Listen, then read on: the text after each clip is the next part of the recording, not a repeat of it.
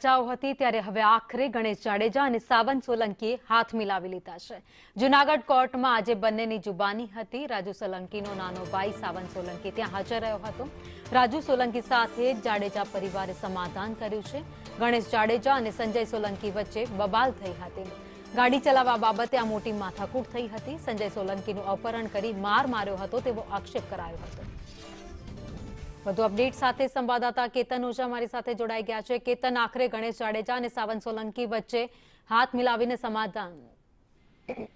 ચોક્કસ કે જે રીતે આજે બંનેની જે કોર્ટમાં જે જુબાની લેવામાં આવી હતી તેમાં રાજુ સોલંકી જે નાનો ભાઈ છે સાવંત સોલંકી અને ગણેશ જાડેજા બંને હાથ મિલાવતા હોય તેવો વિડીયો આવ્યો છે સામે। ખાસ કરીને ગણેશ જાડેજા અને રાજુ સોલંકી વચ્ચે સમાધાન થઈ ગયા હોવાનું પણ જાણવા મળી રહ્યું છે।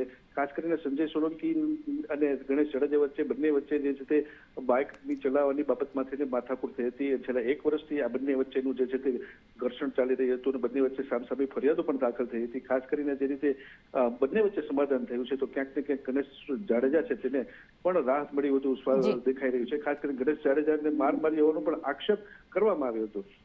આભાર માહિતી માટે।